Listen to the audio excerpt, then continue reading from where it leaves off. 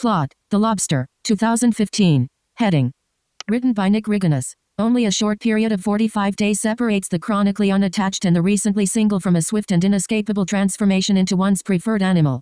In a bleak dystopia where the laws of attraction are a matter of life or death. Inevitably, as the freshly dumped architect, David, enters the luxurious rehabilitation facility, the hotel, he, too, has to find a suitable mate or a dangerously insecure future into the wild awaits. There, a new set of rules govern the seditious individuals who chose personal liberty over serious commitment. However, what happens if love creeps into the otherwise impregnable community of self-exiled loners? Voiceover off. When you're blind and watching movies, what will you find? A blind superhero whose superpowers are acting like he's not blind. A sighted actor over dramatically touching people's faces. Or maybe the whole joke is that they're bumping into different places.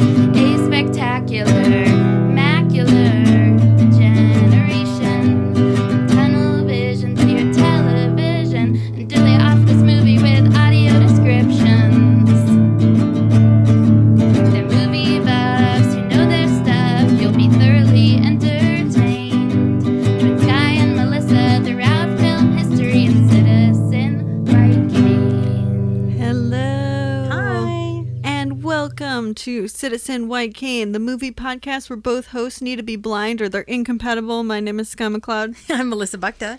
and we're talking about The Lobster today. Yes, 2015 by Yorgos Lanthimos. You might recognize him as the director of The Favourite, or the director of Dogtooth, and The Killing of a Sacred Deer. Yes, I was saying before we were recording, it's all animals. Gotta have an animal. Yeah, well, actually, animals play a pretty huge role in The Favourite as well. Oh, I the only can't- one that's not. Yeah, I can't remember. Well, and Dogtooth kind of, because the movie is named Dogtooth. Although it's been a while. I watched that when I was in college. So. You know what's very funny is actually, though this movie is just the name of an animal, it really is. Animals are mostly talked about, and we see them very occasionally, but we don't ever see a lobster in the movie. No, well, because we don't know if the main character ever becomes one or not. Although Right. I thought his choices for wanting to become a lobster were actually pretty sane. I mean, a lobster isn't really the animal that I would choose to become, but I think his reasons are sound. They have blue blood, so he would be an aristocrat. They live for 100 years, 1,000 years. They live for 100 years. They live by the sea, or in the sea, which is where he wants to live. I think those are Right. pretty sound reasons. I feel like 100 years I get, and the rest I don't. Well, because the last thing is that they can see, Oh, right. because he is nearsighted. Mm-hmm. Yeah, so the plot of the movie is a weird dystopian future world where... No, it's not future. It's just dystopian world. It doesn't seem like it's necessarily the future at all. But where people who are single have 45 days to find another person to date, or they will be turned into an animal. Not just date, but to couple with. Yes. Like the end goal Yeah. is to be in a couple, to be partners. Right. And if they're like in a hotel, which it's our voiceover said at the beginning, but like they're in a hotel and have to find, it's kind of like a speed dating scenario that I guess is probably supposed to be a commentary on Tinder. Yeah, I thought that this was his commentary kind of on, Tinder is a really good comparison, and love in general, just how superficial love is, and how the end all be all is to be partnered up with someone like that. And if you can't do that, if you're incompatible with with that kind of love in particular, well, you might as well just be an animal. Right. Which, it's interesting because like I kind of vacillated on how much I was like with him on that, because I mean it's very dark humor. There was definitely times where I was giggling or smiling, but it wasn't because something was intentionally it's intentionally funny. This is black comedy, and that fits with with his other films too. Right. Yeah, I was trying to like figure out exactly how I felt about it, because I do think like in our society there is obviously an over like I in some ways agree with the conceit that we do value couples too much in some ways, and that you can have a single life that's, just as happy and fulfilled. I mean, it's the American dream: a house, 2.5 kids, a spouse, and a white picket fence. Right. And that some of that is, I mean, and that entire conceit is pretty just kind of dumb. Like that it's not, that is in no way guaranteed to be happy. Many people in that situation are more unhappy than miserable. Single people. Yeah. And I think that is all critique that I agree with. It was weird, because it's like I was really with him, and then I felt like at a certain point I kind of lost him, because it was just like as the movie progressed, I didn't feel like the commentary, I was really struggling to like crystallize in my head, but it just felt kind of like the idea was that if you don't give in to like being a couple, like give into that narrative of wanting to be in a couple, it kind of just, the characters just kind of seemed like douchebags that were kind of like non-empathetic. Yeah, well, and I mean, both his first couple at the hotel, Colin Farrell's David is his character's name, but it's Colin Farrell who's playing him. Yeah. His first couple and the other couple, John's couple, the man with the limp, their couples are both based on lies. Like John is beating himself to have bloody noses and cutting himself, and right, because Colin Farrell's character has two different men that he meets, who are looking for women, and that's those are the two characters that you're talking about, and they do get paired up. Right, the man with the lisp and the man with the limp. Oh yeah. Yeah, but they're pairing. They get paired up on a lie. I mean, he fakes bloody noses and hurts himself to have bloody noses so that they can build their relationship. And I couldn't figure out what Colin Farrell and his first woman's lie was. I mean, besides the fact that he liked her, because he didn't. Well, because wasn't he like acting like he was a psychopath? In like, because the first, are you talking about the woman who like kills the dog and everything? Yeah, who's a psychopath. Yes. Like, and so that's kind of like, I guess he just wants to get out, to get on the couple side, and so he just thinks, oh, I can like convince the psychopathic chick that I'm also a psychopath. Basically, I think is the thinking behind hitch my wagon to whomever. Yeah. Right. But then, so I think that like, because they're all predicated on lies, and then there's also like, but that kind of makes it, that detracts from the idea that like the other idea, which is like that only like your disability, sort of, like, because they kind of are all disabilities. Like, you have to date someone with the same disability as you, which is literally not a thing that anyone thinks, I don't think. Right. I mean, like, maybe even some... Well, I've heard, ignorant people, and some people have been like, oh, well, you're a disabled person. Wouldn't you be happy with someone who has the same disability as you? And a lot of disabled people don't date. Or don't end up with people who have their disability. Well, because there's the other side, is a lot of disabled, I mean, I don't know, maybe just a lot of blind people, but I've definitely heard a lot of people say that they've been told they can't date other blind people, like that they're not supposed to meet. I like knew someone who had that habit where she wasn't supposed to meet other blind people because of that. That's crazy. I mean, that maybe is an extremely and I can't horrible. I can't speak for, obviously I can't speak for all disabled people on that matter. I mean, but I've heard from the Ouch podcast and a fair amount of people that a lot of disabled people don't necessarily end up with someone that is either disabled or that has the same disability as them. Right. It is pretty uncommon. Which is why I felt like the commentary that, like, as a social commentary, that it's only people that, first of all, everyone has some kind of disability, which is also not really true. But maybe they're the ones in the single. But I think if anything, I would have loved to see more abled characters to show the difference between a disabled character. Except for our main character is, well, he does have like a pseudo disability, and then he's nearsighted. Right. Well, what if in this world, in this movie, just being single and not being coupled, what if that's your disability? Well, I mean, it is far more like extreme almost, like, because if as disabled people, we're not given 35 days to not be disabled, or we're like turned into an animal. That's so it's true. kind of like even more extreme.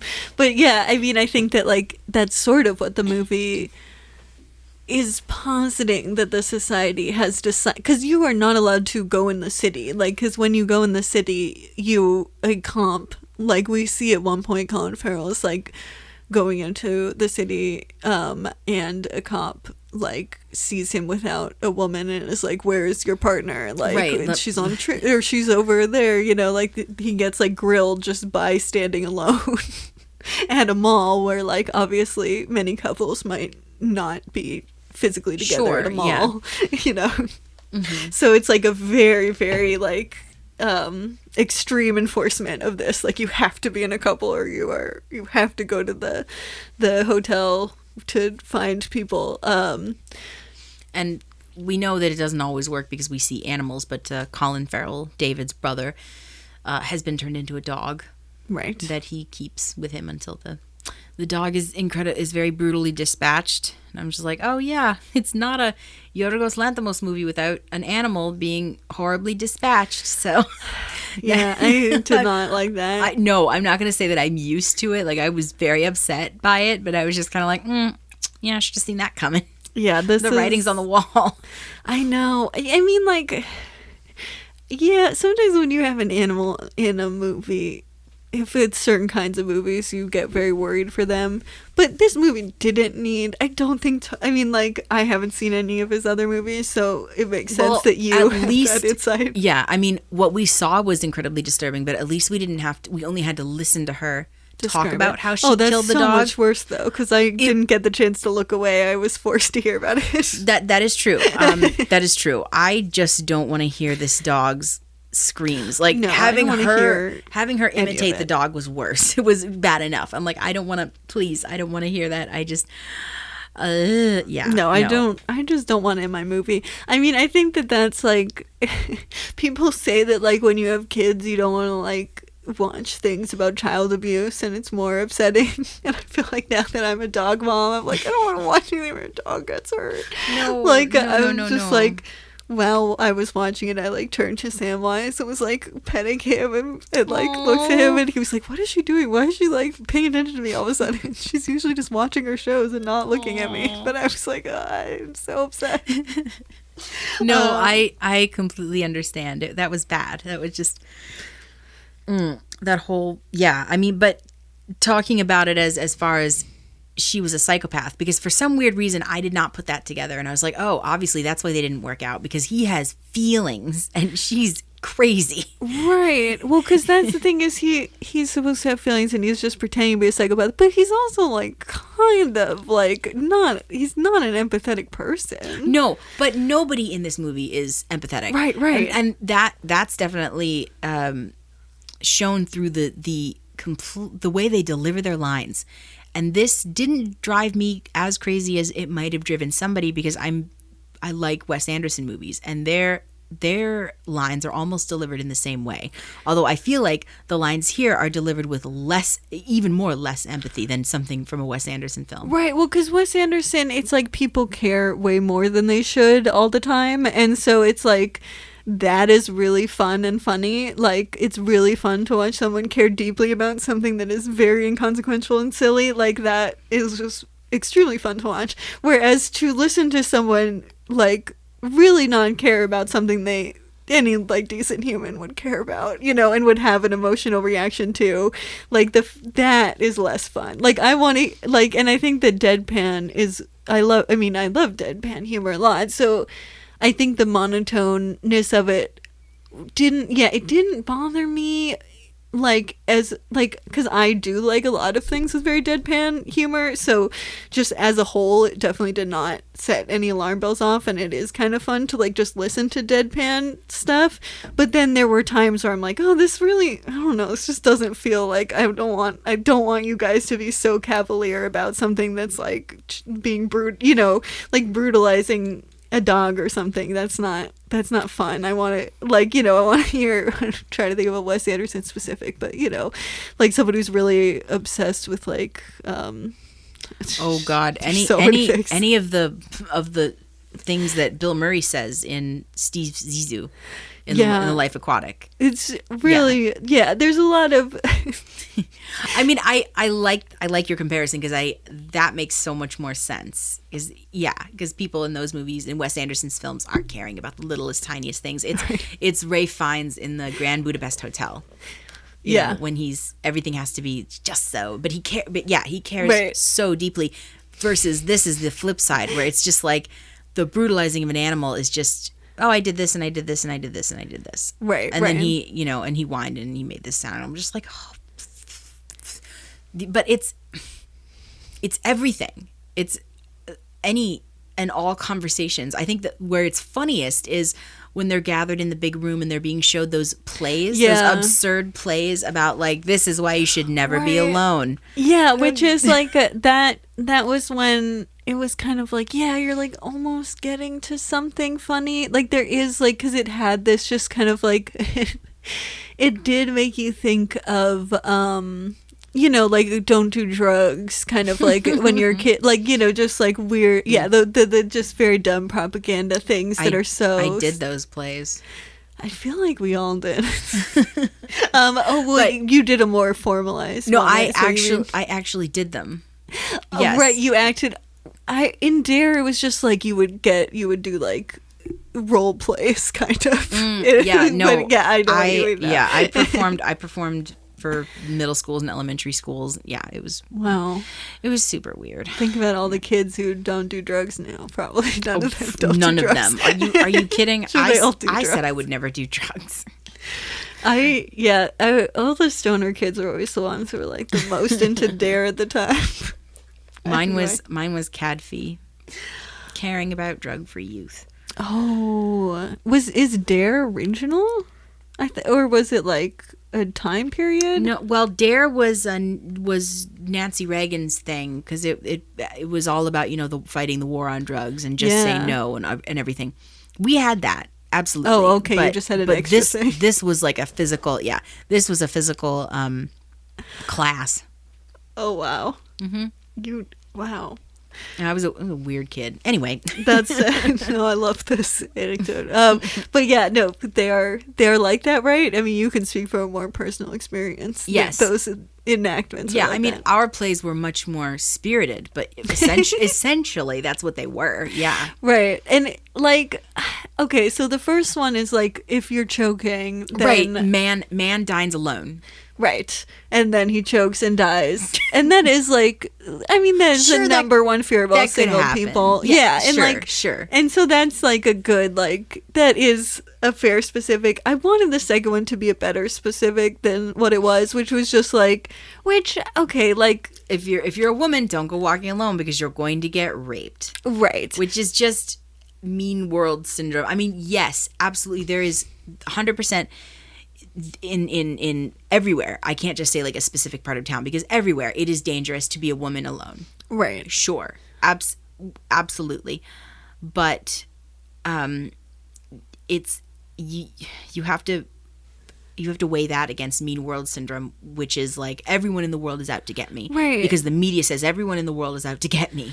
And that's not true. And it's like also like that, like though like stranger rape. danger. Well, yeah, like, but specifically like being raped, like of the people, of people who've experienced rape and sexual assault, it's like just a tiny, tiny, tiny sliver of that is actually strangers. Like, it's almost always someone that you know to some extent, like, you know, maybe a first date or something, but it's not. It's like the idea of someone just coming out of the street and raping someone is just very, very uncommon. It does happen, but it's the vast majority of rapes are not like that. So it is also kind of like, to make that seem like such a giant danger, it does feel like when you're doing that to a large percent, you know, to a pretty sizable amount of people who, you know, identify as female or like might, you know, because of their identity feel afraid to want, you know, like using just stranger rape, it does feel it feels a little bit like fear mongering because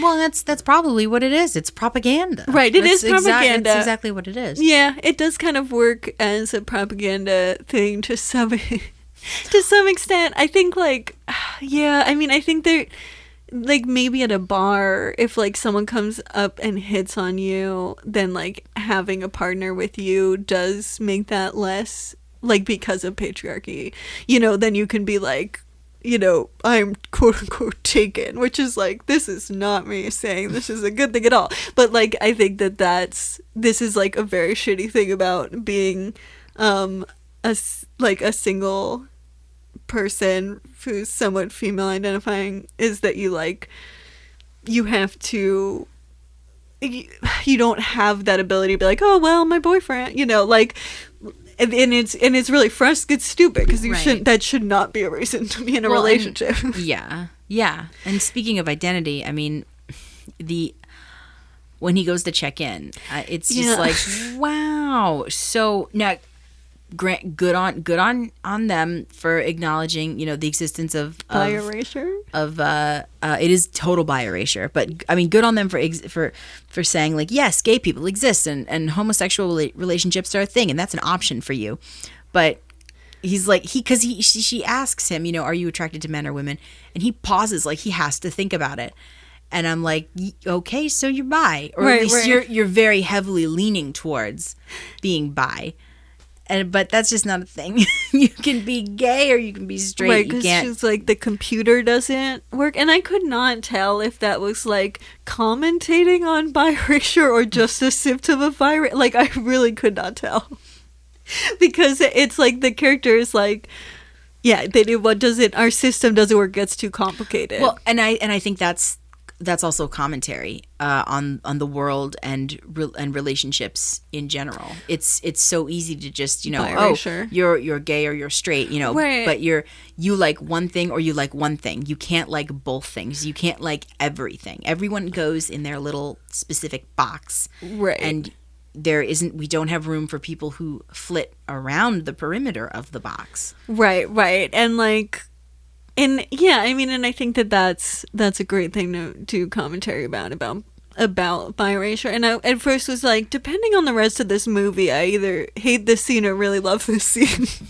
Because I'm like, it's not clear yet exactly where the perspective is coming from. Like, if it's coming from someone who doesn't, you know, who believes that biracial is a thing and a problem, then I really liked that moment because it does kind of feel like that's what society does. But at the same time, it could just as easily be a writer being like, bi people, they're not real. Like, you know, like, it just wasn't fully clear. And I think I'm kind of leaning a little bit towards that it was a commentary on biracial, but I don't know. Do you think that it definitely was?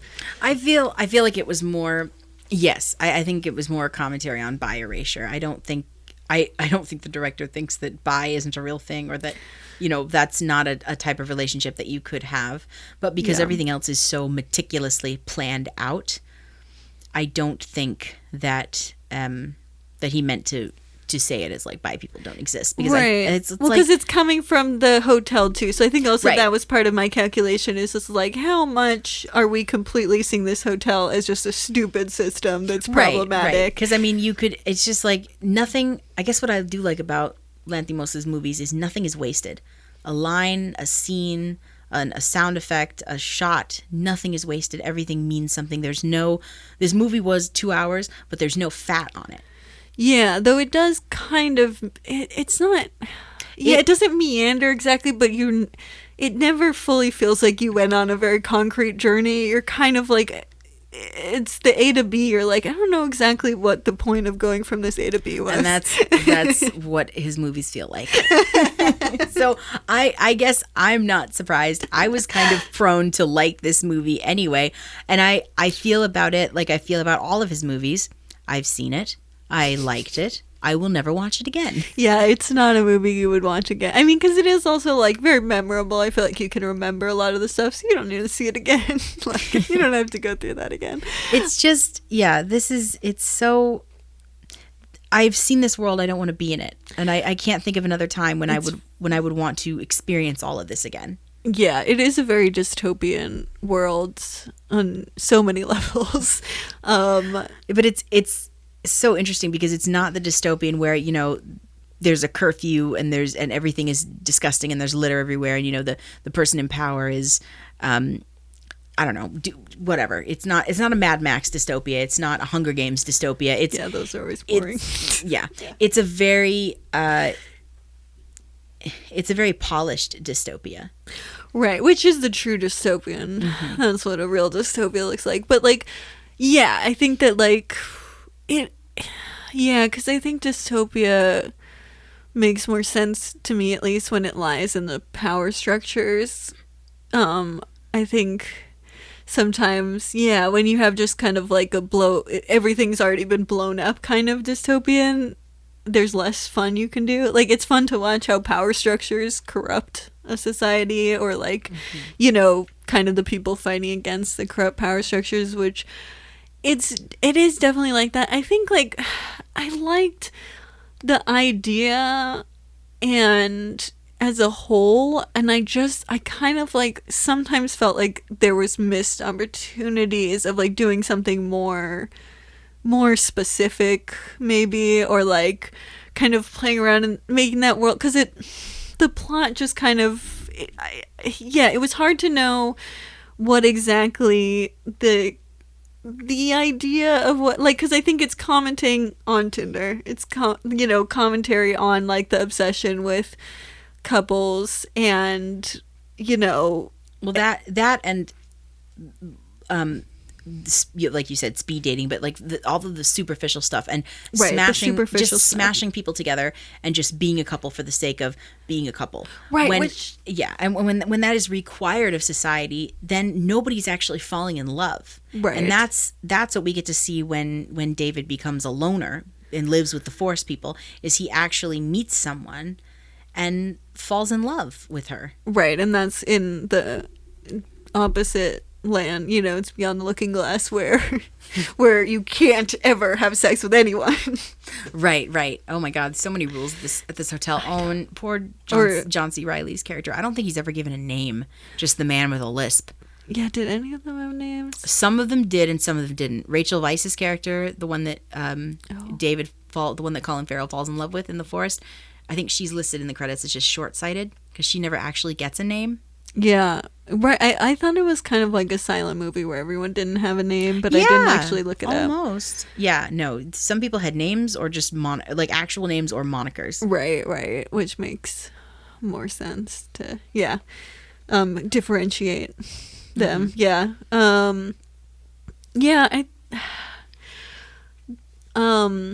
But it's in this film it was always an extreme. You're either alone. You're either alone forever. Right, exactly. With no sex, you can, make yourself happy whenever you would like, but you can't have sex, you can't kiss, you can't show any loving affection, you can't be attached, or you are thrust into a couple because you must be. And you have everything that comes with being a couple, but you can never be alone. Right, and then you kind of like are forced to like that's some sort of passport into society and being a functional human being. Like, okay, so there's like some commentary in that. It does kind of sometimes feel like a cis white dude perspective a little bit, because it's like none of this really has anything to do with power structures directly. I mean, like, bisexuality is the closest it really gets sometimes. Like, I feel like that is the most, like, not just a straight white I cis think- perspective and yeah. able. Well, no, not able. It's very weird, the disability, which, I mean, we will definitely be talking about, but yeah. I think there is power structure in this sort of thing, though, because this is a thing that's been put in place. It is the norm to be in a couple. I mean, there's something kind of powerful in that. You know, you are two people. You yourself are not alone. And if you notice, you know, in the couples society, you know, there's Right. you don't see a lot of violence. You don't see a lot of, you know, death. I mean, there's death because people die, natural causes, but, you know, you don't see, everybody just seems to be there. Right. It's all these people at the hotel, you know, who are made to think that they're broken and they can't be in society. Yeah, I mean, I guess, like, because I was trying to think, like, having a couple, I mean, socially, there's definitely biases towards couples in different arenas.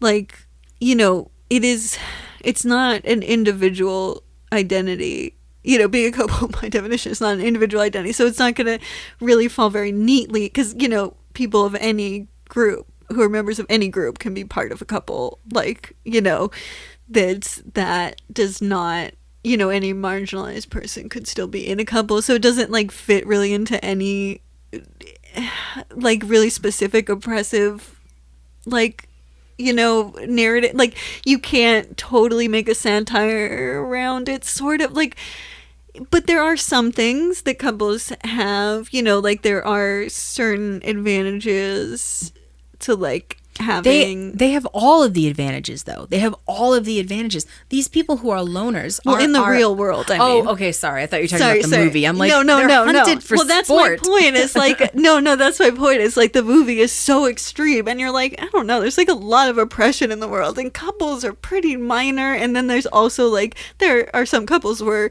like, that are truly abusive, and so it's not really an advantage to be in a couple if you're being abused. You know, No, like, so yeah. it's. I like, think for kind of. someone, I think watching it from my perspective, like, I'm someone who has no desire to get married. I have no desire to have kids.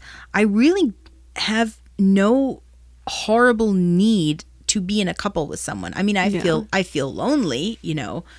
It would, especially, you know, it would be nice to have every now and again. I'm like, oh, yeah, it would be nice to have someone to come home to, or someone, you know, that knew me like that. But to be honest, I'm okay with not having any of that. So Right. this would be a horrific society Yeah.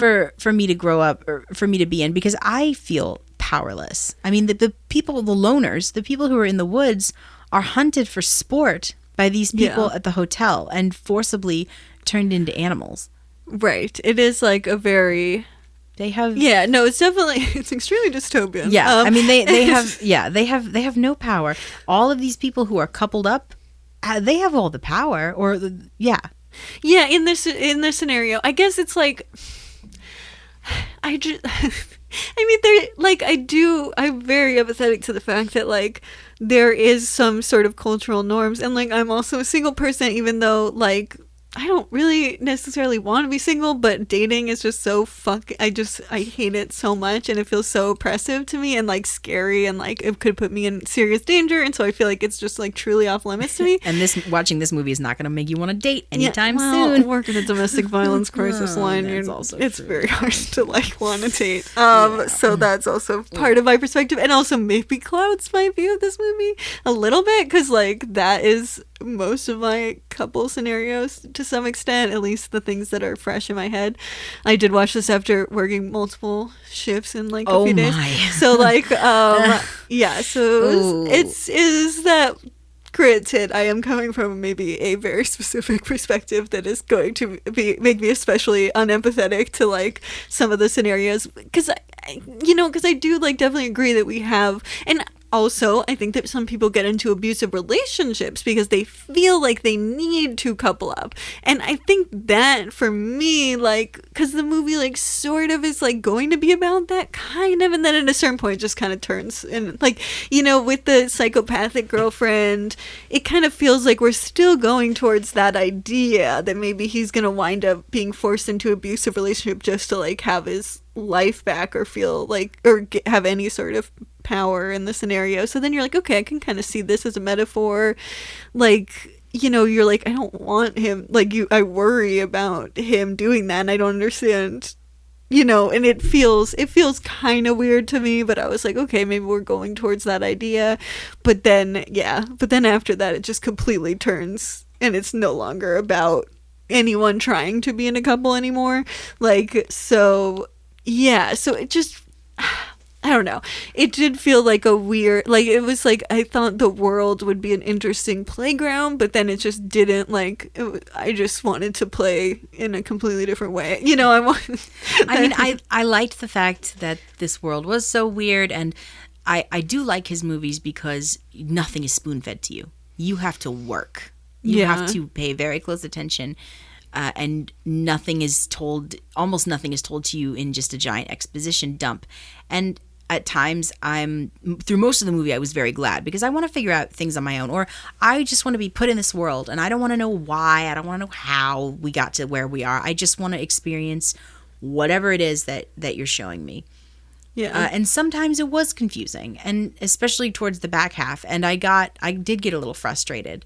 Yeah, the back half, there were some things where I was just like, did I miss something? Like, there were some moments where it just felt like it wasn't answered, you know. It's just like, I was just worried I might have, like, not caught a certain detail, maybe it was visual or something. Yeah, and I mean, characters walk into the movie with, like, whole stories and whole arcs, and then they're just dropped. Yeah, and you never see them. Right, which is it's kind of weird.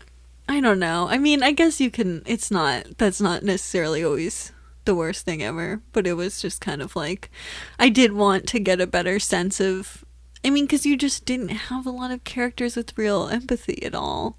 Like, and everyone was just kind of, they were just constantly lying to each other in a way that just seems so unnecessary. Yeah. I mean, and that's, maybe that's more of the commentary on shitty relationships. But I think the only character that actually has empathy or tries to show any empathy is Colin Farrell's character. No, but I thought he was, like, so, like, unempathetic in ways that were like, what are you doing? Like, because he's just like, I mean, okay, why did you think he was empathetic? Let's start with that.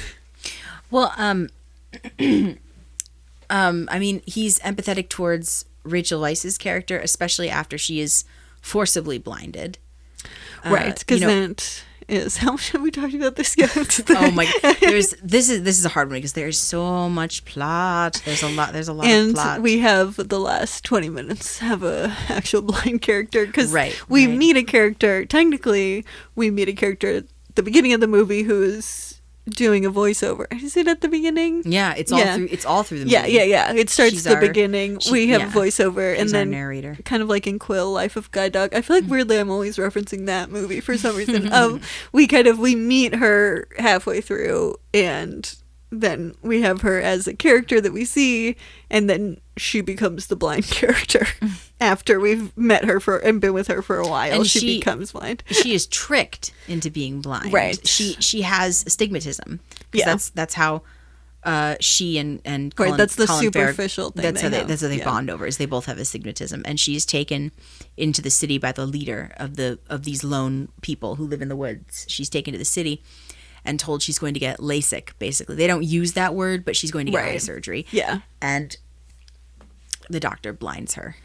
And and we assume, it's never stated, but we assume that this is because her and David have fallen in love. Yeah, I think it is. Well, not just that, they're trying to escape. Right, you're right. Yeah, they are. Yeah, they're trying to escape. So that's why she is blinded, to make it harder to escape. But then, see, I thought that Rachel Weisz's character is pretty empathetic and was maybe the only one, really. Mm-hmm. But I did not think that Colin Farrell's character was like that. I mean, I guess I'm putting more of myself into him, because I think he was, for most of the movie, especially the stuff at the hotel, he was the audience surrogate. Yeah. But I mean, yes, I absolutely, it's a hard stance because I don't have that much evidence. I would think that he felt empathy for John C. Reilly's character when he's punished for masturbating. I would think that he had empathy for the woman who is turned into a horse, because he looks down at her from his window and sees her being led away.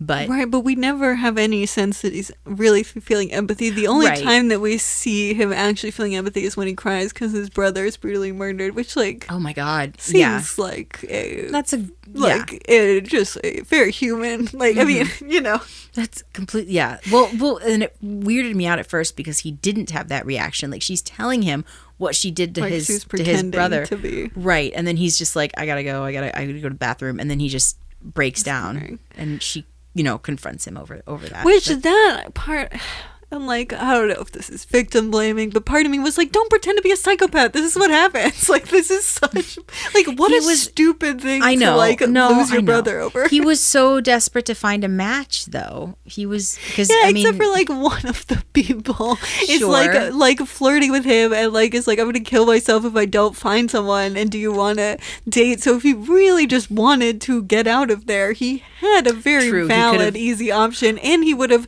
maybe made her be safer because she does jump off out of a window, which again, a very unempathetic thing to not be like, maybe this is the suicide intervention. maybe but maybe he just didn't like her because she came on real strong. I mean, she was the woman with the butter biscuits.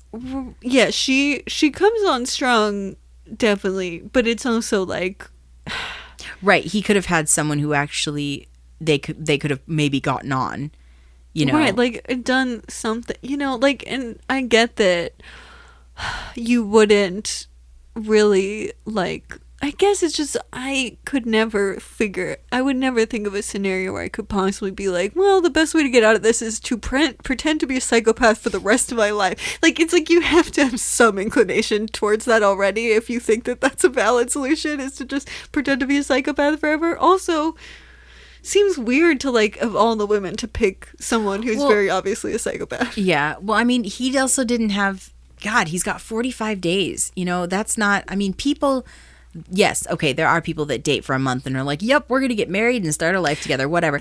But there are people who date for years. Yeah. And there are some people who never get married. They Dude. just live together, What so. I kept thinking about with this show with this movie is that it reminded me of Love is Blind. The reality show that everyone was obsessed with during I kept at the thinking about beginning that of the too. quarantine. hmm Especially, it's a especially similar after, scenario. yeah, especially after Rachel Weisz lost her eyes. I'm like, is this just a giant metaphor for like love is blind and it doesn't matter? No, it just predicted that show where they have to like decide if they want to be married in 30 days, because that is part of the conceit of that show. I think there's like a lot of reality shows that are like that now, but this predated all of the ones that are, I never got through that show. I think I got through an episode of that show and I was like, I could do so many better things with my time, like masturbate. No. Yeah, I watched it. It is very stupid, but Incredibly stupid. but yeah, no, it is kind of a similar idea to this movie. Yeah. Also, what did the butter biscuit? I guess her disability is that she was suicidal. Well, I think she was just incredibly overbearing to the point of, she's giving out biscuits. She brought him an entire package of biscuits to give to his brother.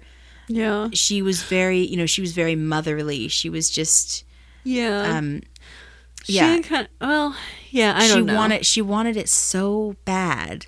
Well, maybe because she didn't have a very easily pinpointable physical disability Right. Well, maybe that she could find someone else Yeah, with. I mean, the narrator and Farrell, I think it's kind of led me to believe that he finds her just simpering.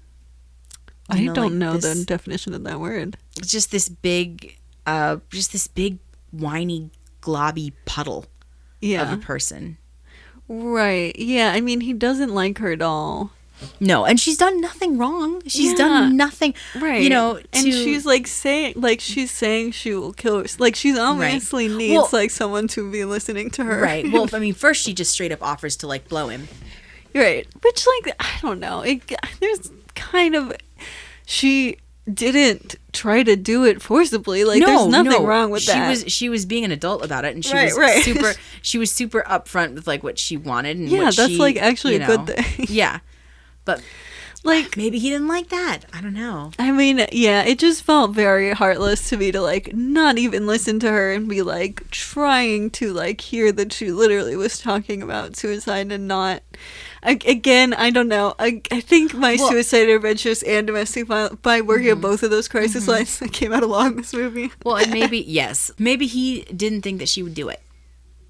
Yeah, I mean, there's a lot of, there are a fair number of people who, again, I can't speak for all the people in the world, but I'm sure there are a fair number of people who never thought that their sibling, significant other, friend would, kill themselves. Right. And, This and is they a do. very it's a very dangerous assumption that a lot of people make.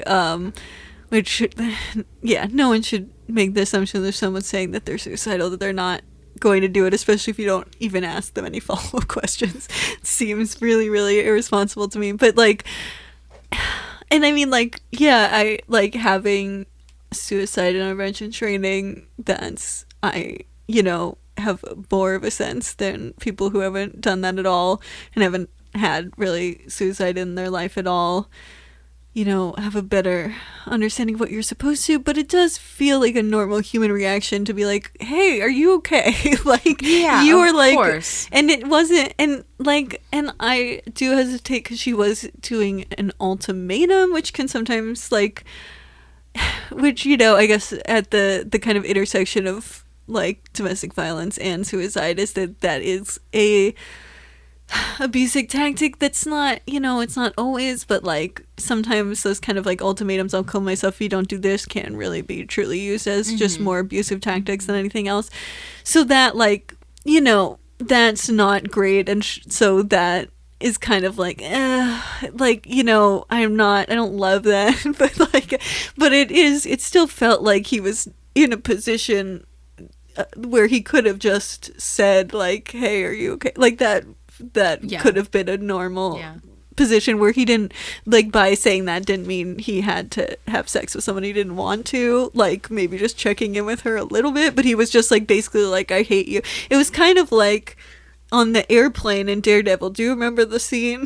Oh yeah. Oh my God, with Colin Farrell playing. Oh no, we've come full circle. No. Oh my God. Yes, where he's just completely unempathetic to this older woman and kills her. Yeah. So it's basically the same scene. Oh wow. What if this is just like Bullseye, but he retired and like after he lost the use of his hands? Oh, well, no, This because is then just- that would be his disability. Oh, Because well, that's we know true. all of their physical disabilities. Yeah. Yeah. What? Okay, so...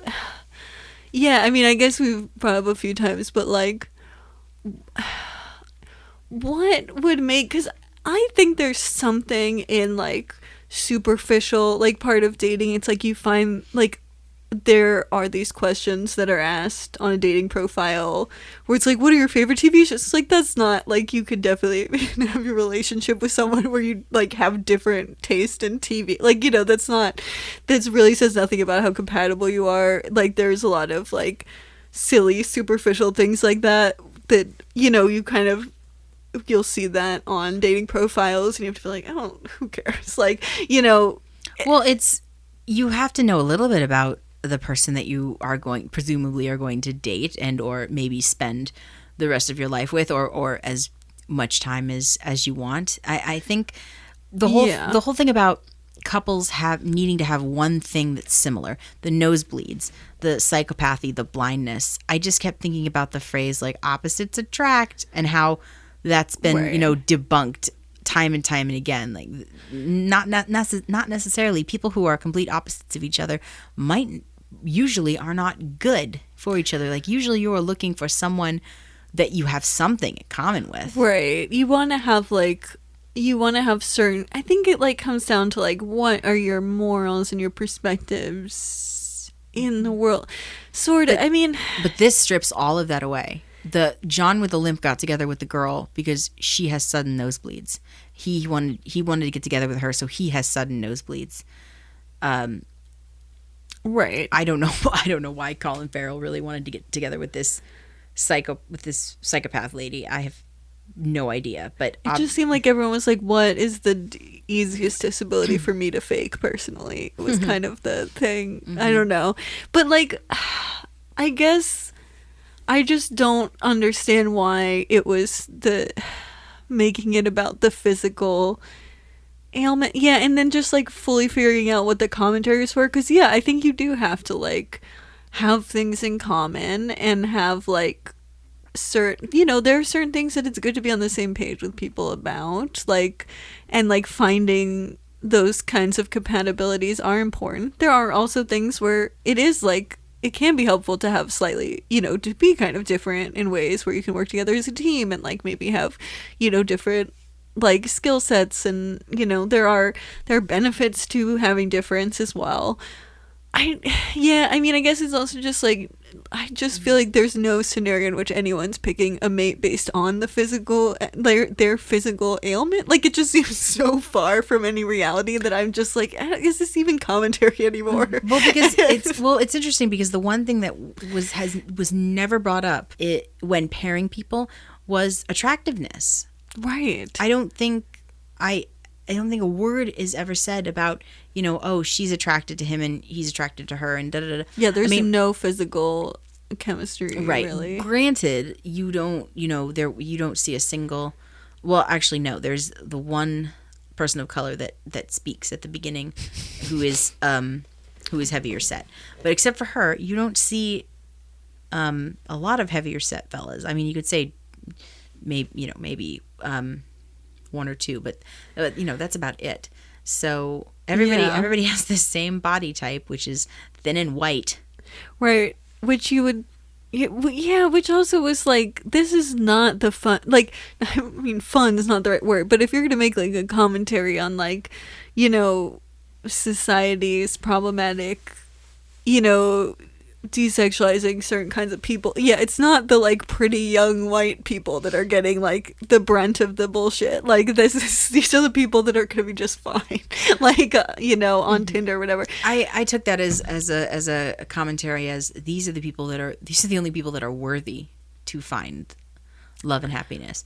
This society has probably excised a lot of the people with severe physical disability, or if you're but then where would they have gone? Like, would they have just been turned into animals right away? Probably. But then if you're gonna make a whole system, you can't. I feel like systems oppress people by having fucked up rules, but I feel like you couldn't have a rule of just like, well, the second you're born, like, because then when do they become animals? Which I guess is not really clear in this either. Like, when you have to be in a couple, like, because I would imagine you don't have to be a couple when you're like 3 years old, like, yeah, no. I mean, I assumed it was like 18, but I was like, there's a time where people are just, single because they're too young to be in a relationship. But I think that, like, why wouldn't those people be part of this system? Because if anything, this system is going to be oppressing them by creating a scenario where they're like, where they don't have the same options as the like pretty, like, by pretty conventionally like attractive, white people that are like, because then you I guess have some sort of social commentary that's a little more precise, but it doesn't really do that yet, because you're just kind of like, well, I don't know, like, it's hard to feel super bad for them, it doesn't really go into like a real oppression that you can viscerally feel in any way. You're just like, oh, whatever, they're just like, attractive young white people. I don't know, is that wrong? No, I don't think so. I mean, you see a few people of color here and there at the hotel, but they're like blips. Yeah, I mean, I didn't see any because my sign is such that I didn't see any. That's the level of being in the movie that they are. There's one or two, but you gotta squint to really find them.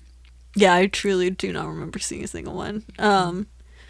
Which, yeah, means that they were just maybe in the center of my vision at a certain point, but not anywhere I could see them for reals. Yeah, I mean, but it's also like, what would happen to people, though? Like, truly, would it be that... So, like, if you are severely physically disabled, would it be in this, like, in a real society, maybe, where you are just, like, sent to a group home or something? You know, like, something that's so oppressive. Maybe. I mean, maybe there's a hotel for people with severe physical disabilities, and they're finding love too, or something. Or no, they definitely, or being definitely would animals, not be. I don't know. I mean, yeah. I mean, I wonder if that's like. I mean, technically, if you just put this world as an overlay onto the real world, then you could still argue that like people are being put in group homes and being told they can't have relationships. Like, you know, there is already super fucked up shit happening with that. So it could be that these other people are privileged enough to even be allowed to have a relationship. Like, it could still be a caste system where you have these people who are put it through the ringer of like you need to have a relationship or you don't have certain powers, but then there's like the other cast of people who are just like never have freedom and like are not, you know, are just not good enough for relationships in general, which I mean, I don't know, I would buy that given the fact that our society is already like that, but yeah, but it's just sad. Well, here's the question: do you think he blinded himself at the end? So. Yeah, because it ends with like after she goes blind, we just see, because they have to have some artificial. Well, they escape. They escape. That's their goal is to escape to the city. Right. And so now that what is Colin Farrell's character's name again? David. Now that David can still see, even though he still needs glasses, but he can see. He to be with Rachel Bison's character needs to stab his eyes out, which is implied. I don't know. I mean, I knew the movie was going to end where we didn't know. Yeah. Well, I mean, but that's the question though. That's actually how all of his movies end, is ambiguously. That's the question though, is did he do it, and if he did, why? Or well, you said that he needs to. Why does he need to? Well, he doesn't need to, but we live in this, because that's the thing. It's a world I was like, I never bought. This didn't make any psychological sense to me that people felt like they just had to have the same physical disability as each other. Mm-hmm. Just that just seems so wrong, and there was never a justification on why people thought that. Like, which I mean would be fine if it felt more true to me, but it just felt really off base. So I was just like, well, in this world, everyone thinks this is relevant, and every single person seems to buy into this. So I'm sure he did it. You know, it's just like, that's the rules of the world. So yeah, sure. I mean, like, what do you think, first of all? Yeah, I mean, I think he did it. I mean, there's no way. I couldn't imagine him not doing it. I mean, I guess because I never felt like his character felt like he needed to remain sighted just to be Rachel Weisz's guide. Like, even though she was blinded, you know, her character wasn't necessarily like infantilized or, you know, oh, she can't do anything. Yeah. You know, because she's blind. It was something that happened to her. It was a consequence of her falling in love with him. Right. Yeah, sort of. There was some weird, like, ableism stuff with the blindness that he does. Well, first of all, just the fact that now they're so, like, that they can't, like, kiss or anything for some reason, again. Because the assumption is that because they're different, I guess. Because they're extreme. They're on the opposite side of the spectrum. They want to be alone, so you be alone forever, with no kissing or flirting or falling in love. No, because they do start kissing all the time, and they start having a relationship and having sex in secret. Yeah. But then when she goes blind, even when they're in secret, he won't do it anymore. That's in the movie. Yeah, well, and she doesn't want him to. He tries to kiss her. Oh, sorry. Yeah, that's the way it goes. She doesn't want him to. Okay, I was like, am I misremembering? No, you're right. You're right. You're right. No, she doesn't want him to. Right, which is also like why. Well, maybe she thinks that he doesn't want her anymore because of her blindness, which But he like literally is not says, true. "Do you want to kiss me?" So it's like she's not listening. She's blind, not deaf. Well, she could be afraid too. I mean, they blinded her. You know, they could either do something worse to her or kill him, which is what the leader's plan probably was. Right, but that was always their plan. So nothing's really. It was it. I mean, I guess maybe she'd be more scared, but it didn't. That wasn't.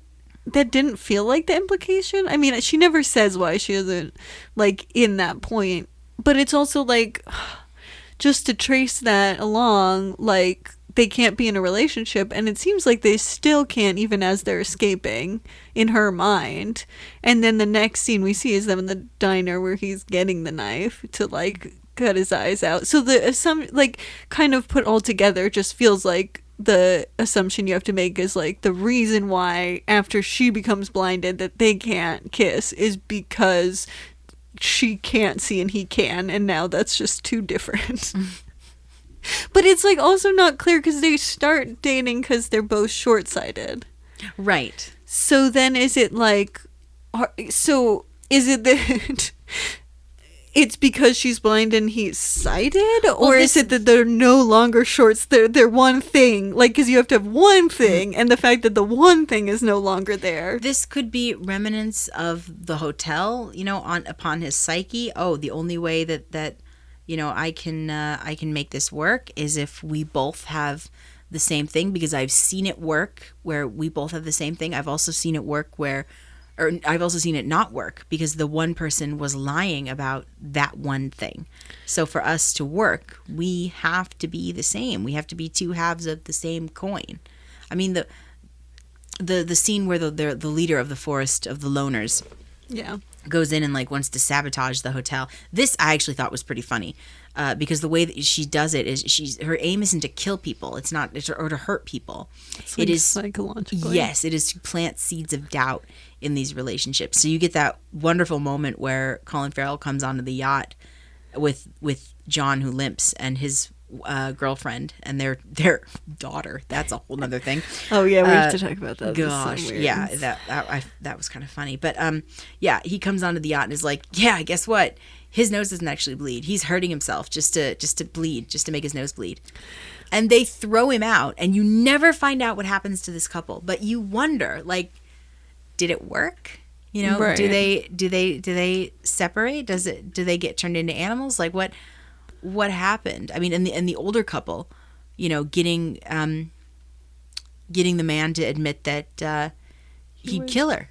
He would kill his wife. Give him an empty gun to be like, we'll either shoot you or you have to shoot her. Is that the scenario? I think. Yeah. Yeah. But which one? She asks, which one can live alone? You know, which one could be happy lonely? And he says, I can live alone. I can do it. And so he's gonna shoot his wife. Yeah, it's brilliant and fucked up. But yeah. Yeah, it is. Which it's like also this idea that this is a universe that like is couple obsessed, but there's no such thing as a functioning a functional relationship. Right, like there's no healthy relationships, which do exist in the real world. Because no one is truly in love with each other. The love, like the actual physical chemical thing that is love, isn't happening. Right, and I guess like kind of the conceit of the movie, because we have all these single people in the second half, we have the single people world where they're not allowed to be in a relationship, and the idea is that you could have a reciprocal relationship with someone if you are outside of this, like, I guess it's kind of an argument of like you got to go off the apps to like meet people, which as someone doing that, it's not in, I mean, like, wish we lived in, I don't know, a different time, maybe in the future, because I feel like this is temporary, but like it's not really an option anymore, which is infuriating, and I think that's part of where it comes from. So I'm like, yeah, I buy it, that's fine, like that's real, like that I'll take it. I think that's fair. I believed that he was obviously falling for Rachel Weisz and that their relationship was real. That's the one real thing in this movie, right, as far as relationships go, is them. And so So then is it just about how Tinder's bad? Is that the number? Like, because is there any more complications to that idea, or is that just the whole conceit of the movie? Maybe truly loving someone means sacrificing a part of yourself. But that is me trying to justify why he would blind himself for her. Yeah, that feels like, I mean, God, I can't even imagine being like, blind yourself for me. Yeah, I watched the last bit of the movie through my fingers because I thought we were going to actually watch him do it. And I can't, like anything involving the eyes, I can't. Yeah. I can't watch eye surgery being performed on an eye. I can't watch. Usually, Yeah. well, sometimes those things bother me. I have had like very, people like inject things into my eyes. I was in A Clockwork Orange and stuff. Yeah, no, I was closed. I had my eyes closed at that bit because I couldn't. I can't handle it. Yeah, it's kind of funny. Well, because what was really upsetting to me is like, and it may have been that I missaw this, but I swear he was wearing his glasses. And it could have been I didn't see it correctly, but it really looked like he was still wearing glasses. When he goes into the bathroom? Yeah.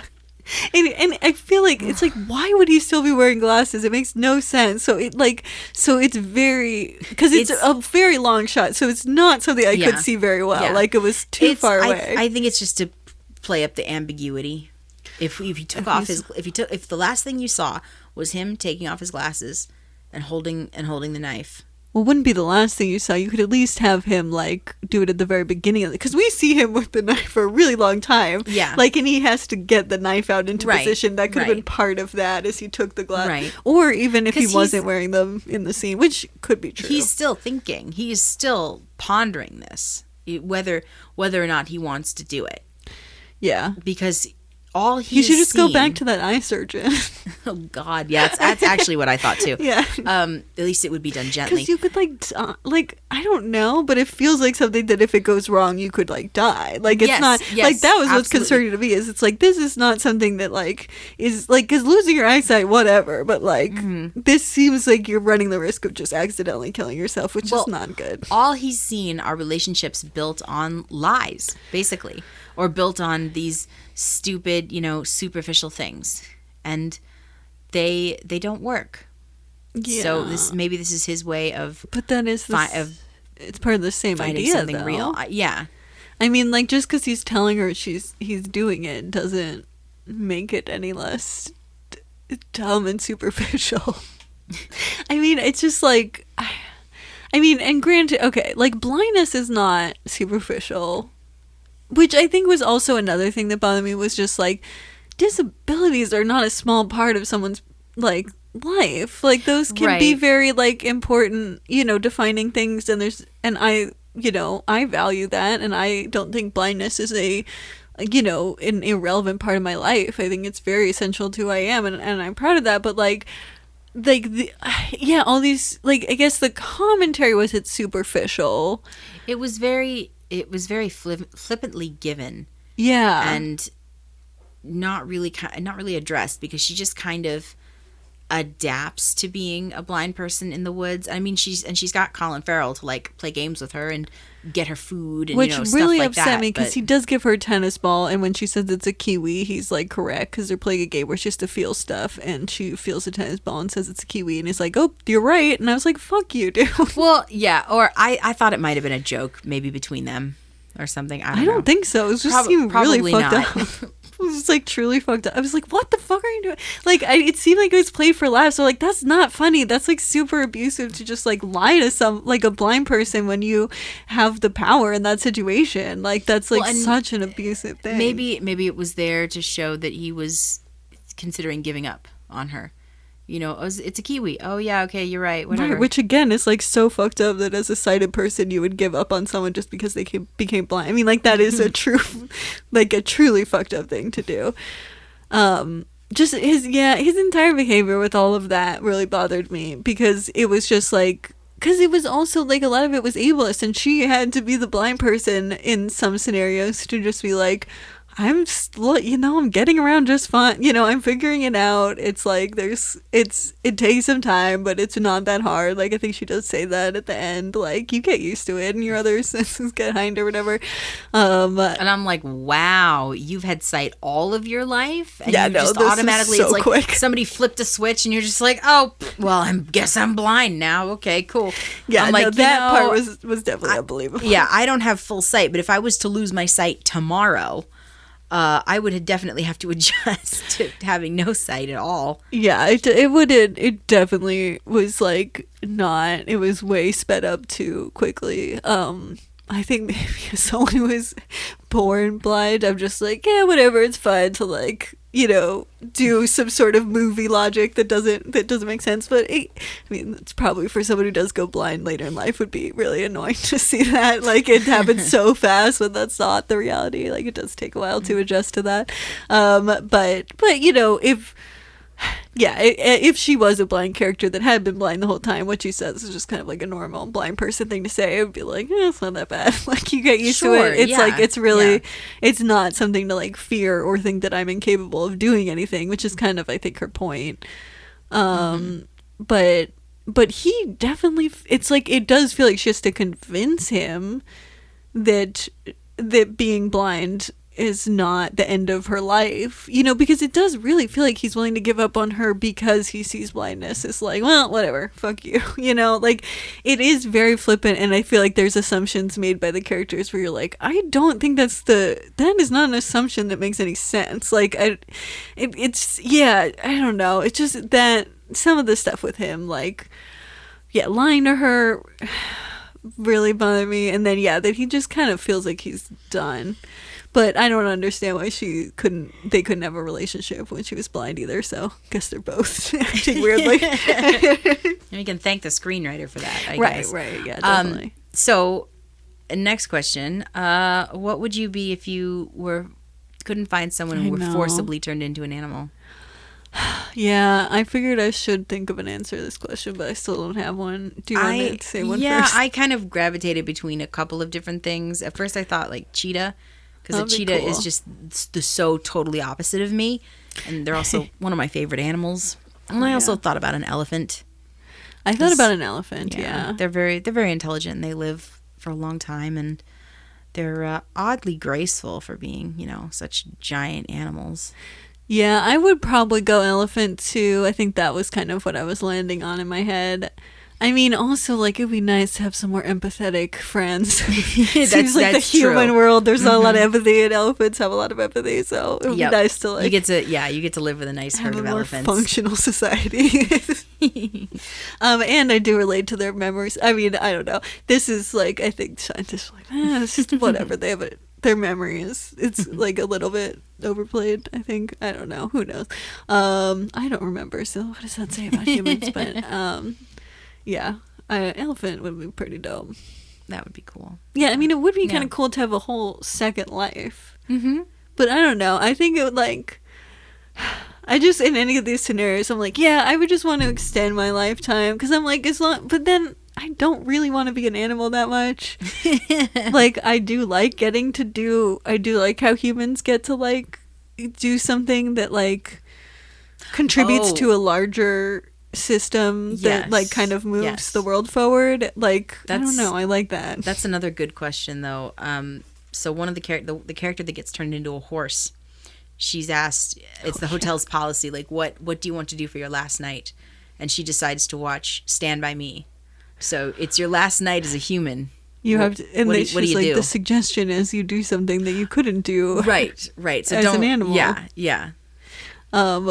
were the something like having sex or something. You can do that. Don't bother having sex. You can do it as an animal. Which don't bother. Sure, don't bother going for a walk on the grounds because you can do that as an animal. Right. Yeah. I mean, that one's fair. Simple things like that. But I mean, what would you do? Like, it's your last night as a human being. What would you do? Well, this is like, I remember I had decided that day I was going to become a vegan. Mm-hmm. And and so like the day before, a family friend was like, "Oh, you got to eat all this cheese." And I was like, "No, I'm becoming a vegan for a reason. I like really don't want to do this. Like, it's not like I am just doing this because it's what I want." So that's kind of, I feel like I'd have the same reaction of just being like, "Fuck this whole thing." I mean, I also just really, really I'm like, do not want ending. I want things to just happen without me knowing when a change is going to happen like that. It would just be so anxiety provoking. I would hate it. I don't think I could like function. Like when people talk about a last meal or something, I'm like, no, Yeah. I can't eat. I feel like I don't even want to think about this. This seems so horrible to know when you're going to die. I would probably just spend the whole day listening to music. Just all But you can do all that kinds of. as an animal. But you wouldn't understand it as fundamentally as you do when you're a human. Do we know that? Like, because they that's don't really that's give a us good a sense point. of that. That's a good point. Now that's just one of the things I would do. I would also reread one of my favorite books. For the last time. Like that's something that would be hard to do. Mm-hmm. Yeah, I mean, I'm trying to think. At first I thought Olivia Colman's answer of like, oh, well, you can reread, some literature because you couldn't do that. And I was like, wow, that's the best you can come up with. And then I really thought about it and I was like, holding, touching, smelling, reading a book for the very last time. I mean, that would probably be what I would do. Yeah. Not me at all. I also scoffed and then I never changed my mind. Like literature of all the things. Classic literature. I mean, also just like you have one day. I mean, and I don't know, maybe I'm just an extremely slow reader because it is extremely painful and there's all these problems with it. But I'm like, how much could you even read in that short a period of time? Yeah, I don't know. I mean, I guess I would definitely just I would just have conversations with people I love. So that would probably be the main thing because that's really the number one thing that's important too. Yeah, would suck to not have. But yeah, I mean, the idea of being an animal is truly like upsetting to me. I mean, like it's just because, oh God, I mean, I don't know. I think maybe part of it is just like part of like being a happy disabled person is just loving the body that you're in, right? And like especially sure. being a gender queer person and a disabled person, like just the idea of wanting to be in a different body, I feel like is the oppression of like my people, like it feels so like that is what the oppression is, and maybe that is just from those, like I think that is like part of that journey to me, and so like it is so ingrained in me to love who I am means living this body. And so I think when you think about another animal, and just like animals have different like they have different abilities, which is like, which granted, I feel like going blind, part of me is like, at least I know if I became, I think a lot of able people are very afraid to become disabled. Whereas if I got a different disability, I know that I'm capable of just learning to adapt. Like I truly know that I can do that, which I think probably most people can, and they just don't know it until it happens. Like I think that's probably pretty common. So it's nice to know I can adapt to other things, but there's something about becoming an animal that feels far more existentially terrifying to me than like just having another disability that I don't have right now. Like it just feels like being an animal, you just it just I can't, my brain, it just feels like my brain would be just completely incompatible. Like the brains of an animal and mine, they're just so incompatible you couldn't translate them. I don't know, it's just something I can't really even think to how it would work. I don't know, does that make any sense?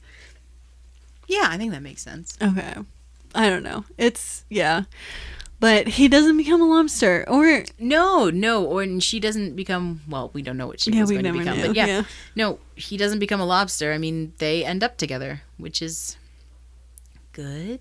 I mean, I guess because they actually love each other. Yeah, which we get the sense they have a good relationship. We don't really get to like see it in like any sort of meaningful way.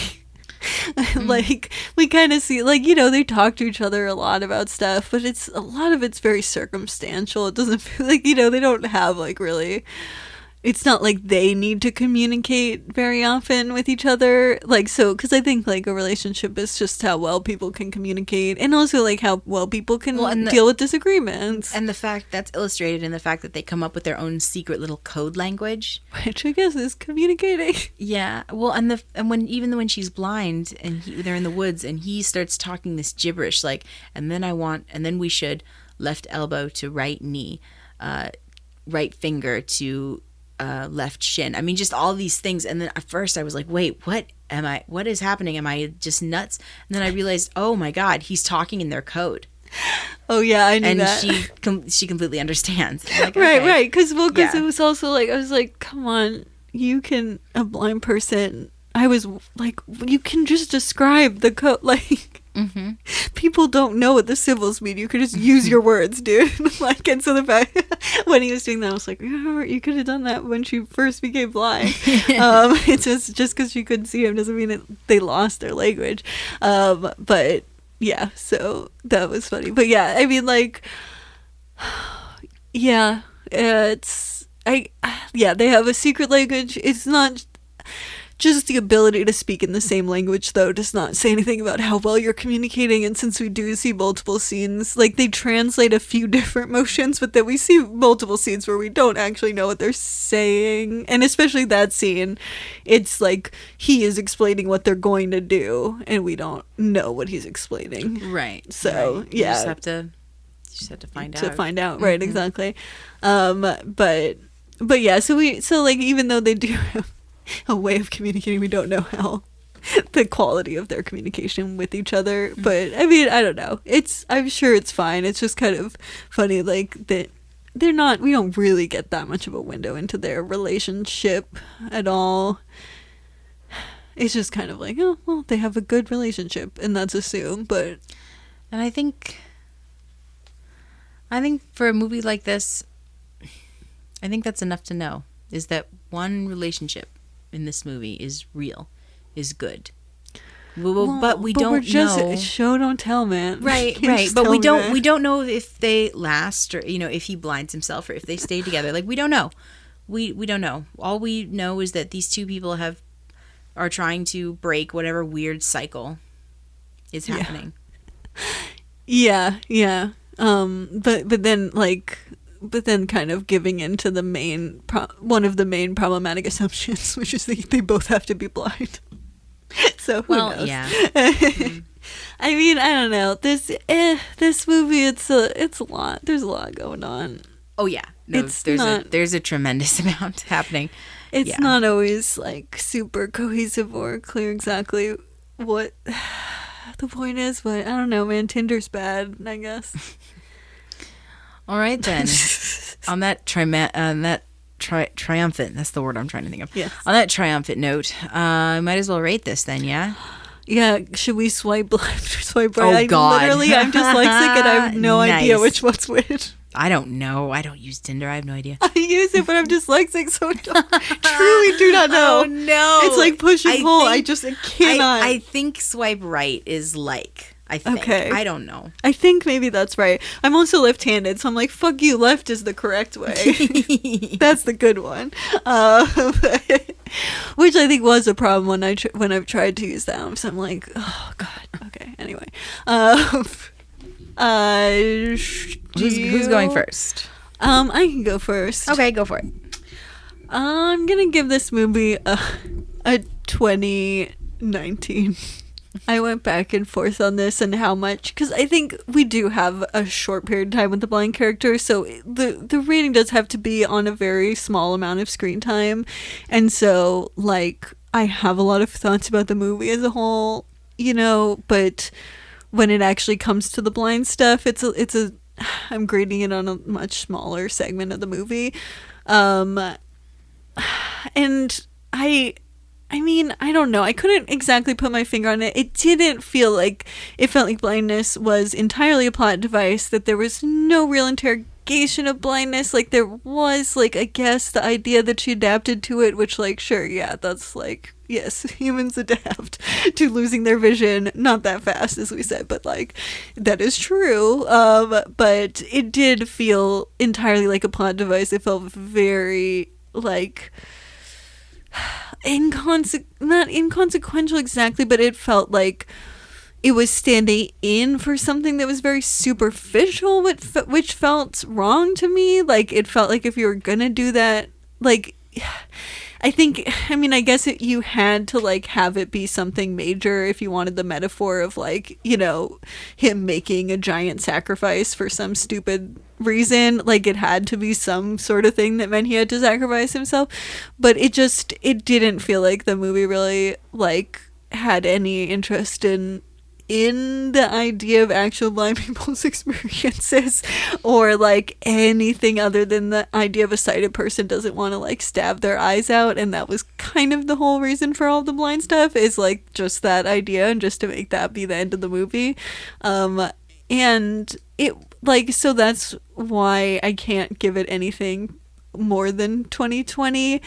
And I thought about, like, 2015, but I was just like, I don't, like, it's not, I felt like it was just slightly, like, what? Come on. But it, like, wasn't enough to get all the way to 2015. Like, so I'm giving it 2019, because I feel like it was a sign of perspective, and some of it, and yeah, just, it just a little bit made me mad about the way the blindness was, but, like, not so much that I'm, like, furious about it, but it just kind of felt, like, that was the best, you know, constructive critique I can give it. It's just, like, a little bit of, yeah, for that one point, but yeah. And I think I agree with pretty much with everything you said. I think I'm giving it a 2020, mostly because it's 2020 is just a pretty solid number. So yeah, but I agree that I think her blindness is a total plot device, and just kind of feels like it comes out of nowhere almost. Yeah, it definitely does. Wow. I mean, they just, for that, you're gonna take away her sight. Holy smokes. But I think the beauty of this movie is it has given us a really great conversation, and it's given us a lot to chew on and a lot to talk about. And I can't, you know, just flippantly dismiss it, because I think there's a lot that he's trying to say. I'm not sure what it all is, but there's a lot in there. And I mean, even though all of the dialogue delivered by all of the actors is very stilted and unempathetic, I still thought the acting was very well done. And I mean, Rachel Weisz can do no wrong. I mean, she's amazing. I mean, I love a good deadpan performance. I'm not, yeah. Yeah, and getting to hear some of these lines delivered deadpan is funny, does make them a lot funnier. Yeah. Deadpan is funny even when it's not fun. Like, I love it. So yeah, I'm not angry that we watched this movie. I wish there was a little bit more to talk about as far as blindness goes, but I thought this was kind of a fun little, you know, side trip. And yeah. I'd always wanted to watch this movie, so now I had a good excuse to finally watch it. And yeah, if you liked this or liked a little bit of the style or were intrigued, I suggest The Favorite. It is very good. Okay. If you like a slightly less empathetic Wes Anderson as well. Yeah, basically it's also super off kilter and very unempathetic, and the costumes are amazing. But yeah, solid 2020. Nice. Would recommend if you're into it. But these movies are not for everybody, let me tell you. Yeah.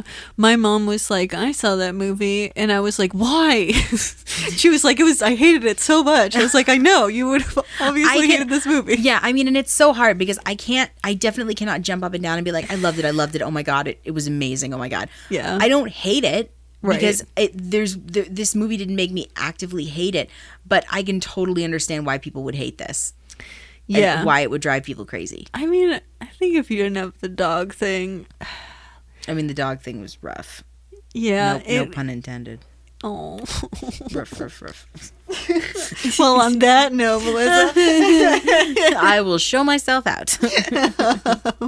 Well, first, what is what are you blindsided by? Right.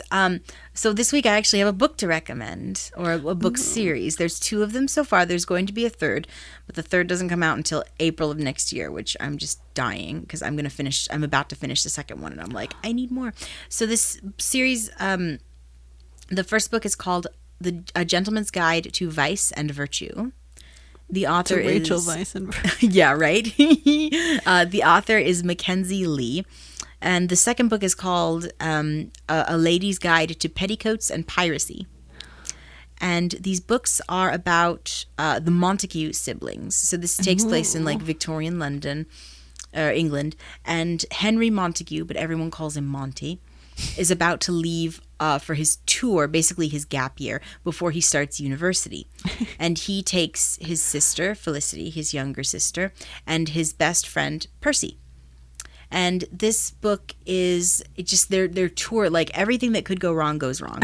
They get robbed, and they get kidnapped by pirates, and they have to go find this crazy, like, alchemist's treasure, and it's just fun. It's just fun and breezy and really cool. But the thing I love about this book, and the thing that makes it a Stonewall nominee and winner, I believe, is Henry Montague is bi. Oh. And he is smitten from the beginning of the book. He is smitten with his best friend Percy. Nice. Maybe I'll read it because I only read fiction that has gay male characters. You would love these. Oh my God, they're so good. They're just fun and really very well written, and I love the characters. And we find out that not much of a spoiler, but we find out that Percy has epilepsy. Oh. Brethren in not driving. It's our people, our not driving people who can't. There you go. There you go. That's awesome. Is it on book? Is there a audiobook available? Yes, and they're brilliant. They're read by very good narrators. I'm listening through the library, through Libby, but you can get them on Audible or any audiobook website that you use. But yeah, that's the first one is called A Gentleman's Guide to Vice and Virtue by Mackenzie Lee. She also wrote a young adult book in the Marvel Universe about Loki. Ooh, Loki. That's Loki. I'm really excited to read it. I'm just going to make a pun about every single word that is said. That sounds really awesome. I will, yeah. Gonna look up Libby too because I just get things on Audible and pay money. Oh so. No, you should check out Libby. It's through the library. All you need is a library card to access it. I have one. Well, then I should be doing that. Thank you. This is news you can use. I really appreciate it. That's awesome. My pick. Okay, so I caught a clip from the movie, but you know, I don't know. There's the dialogue is kind of stilted, so you know we talked about the plot, and that was probably better than playing clips. I'll play one at the end. But I did also get a clip for the thing that I'm recommending. Ooh, fantastic! So funnily enough, the only clip will be not for the actual movie. So this is a Netflix show that I think just recently dropped, that I am recommending, called Teenage Bounty Hunters. A very fun show. It takes place in Atlanta, Georgia, and it is about 2 twin teenagers who just kind of like accidentally wind up becoming like teaming up with a bounty hunter to bounty hunting. And it has like it's kind of like, it has kind of like a Buffy feel, but it is maybe even a little bit more kind of it's in some ways like kind of more political commentary, I think, than Buffy was in a lot of ways. And they go to a Christian private school, and it's really fun because it's like you have like, it is fun to watch like white Christian characters with a lot of money like fail, but I like that this show the two girls are just like, you really like them, like they're very likable characters, and they have they feel very real and you want to watch them. And so it's just any show where you really just like the main characters too as people, it's really fun. And I also just love watching like rich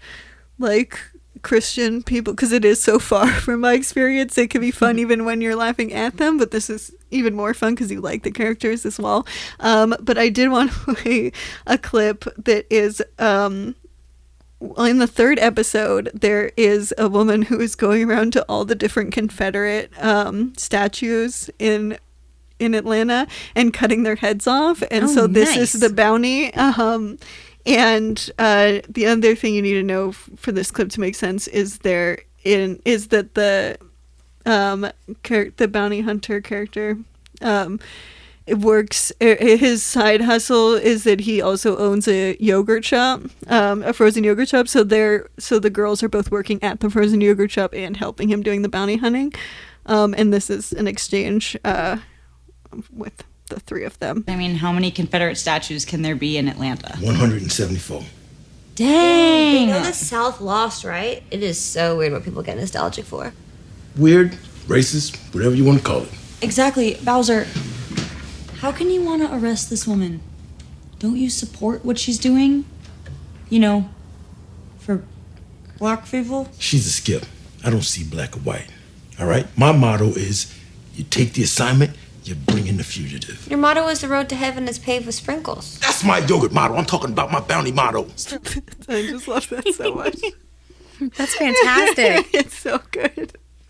Yeah, so that is Teenage Bounty Hunters. It is on Netflix. It is a Netflix original show, so there's 10 episodes of a first season that you can watch right away if you have Netflix. Groovy. Well, I'm looking for something to watch. I gotta watch something light in between my super heavy HBO shows. Yes, this is like the anti-HBO show. I did just finish Righteous Gemstones, which is funny because it's like there's some parallels of the kind of universes that they're within. Is that any good? I don't know if I was like, is that even worth starting? I'm not sure. I liked it. It's very funny, but it is the exact opposite of this in that you have like, it is solely to make fun of them and you're not supposed to like them as people, even though it's like making fun of all the same things as the show does. But this one is like, love these characters and like, let's not put them in situations where they're like, you know, where you're so worried about them, whereas there is more of that in it is the anti-HBO show. Why does everyone wind up being a murderer on HBO shows? It's so weird. I just noticed. I don't know, prestige television. Yeah, but most people don't just accidentally stumble into murder. But anyway, that's so. I mean, I think Righteous Gemstones is fun too, but it's just kind of the opposite of this one in some ways. But yeah, so that's our recommendations. Next week we. It is going to be October 1st, so... Oh, gosh, that's right. We're moving into horror movies. Yeah. So, because we're doing them all through the month of October, I decided my pick for this next week is going to be a... silent film that I guess is like in that cusp area like we talked about with City Lights, called Nosferatu. I'm kidding. I'm just guessing. I know it's not Nosferatu. I mean, if it was, I wouldn't be mad, but you know. No, it's not. It's The Man Who Laughs. Oh, okay. I think I've heard of this one. Yes, I mean, just from hearing the description, I think I saw that I am correct that it sounds like it's an inspiration for the Joker, and I assume that it was, because, you know, this is from 1928, so, cool. But it does have a blind man character. It is, like, apparently some places list as a horror film, and some don't, but it's October 1st, so we're just, like, easing in, but it is, like... a very jokery freak show scenario. So. Awesome. Well, I'm excited. This is super cool. Where can we stream it? Yes. So apparently, if you heard of this streaming platform, it's called Flix Fling. No, I can't say it's that I've heard of Never Flix heard Fling. of it either. I guess it's like more cult classic oriented. Maybe. Oh wow, that's cool. They have a 7-day free trial, so I guess, we have a week to watch this episode. So, we can see if we like it. But you can rent it on there, you can buy it on there, and you can stream it if you have a membership on there. You literally cannot get it anywhere else. So that's to rent crazy. or buy. Oh my gosh. So that is your only option. Wow. Okay, well, I'll I guess I'm getting a free trial to Flix Fling. Yeah, we'll see. We'll both give a review of the movie and also of the streaming platform. So to see if you want to care. But yeah, so that is The Man Who Laughs, and we'll be doing that next week. Yay. To be horrified. I don't know. That's a different word. Our theme song is by Lucia Fasano. Our YouTube is Citizen White Cane Podcast, and you can. We have all the full episodes on there with transcripts. If you turn on the closed captions, we have a Twitter White Cane Pod, Instagram Citizen White Cane, Facebook Citizen White Cane, and our email is citizenwhitecanepod@gmail.com. If you want to leave us a voice message, there's a link in the show notes. What animal would you turn into in this scenario? Mm-hmm. And would you prefer to live as a couple or to live alone in the woods? Yeah, which universe would you exist in? And how long would you adapt to being a blind person if your eyes were if you were accidentally blinded, and then if you were dating someone who was blinded, would you cut your eyes out? Is that a thing you would do? You can leave that in a voice message, link in the show notes, and you can come. Oh, right, you have to rate our podcast. I'm running out of breath. It's very smoky. The Lobster, we did it in a smoky room that's hot, so we're just trying to get the right vibe for a lobster movie. Anyway, but come back next week and we'll do The Man Who Laughs. Bye. Citizen White Cane. A basketball weighs between 550 and 650 grams. Did you know that? No, I didn't know that. Yes. The weight's different for men's and women's games, but that's roughly how much it weighs. Do you know how much a volleyball weighs? No, but I'd like to find out.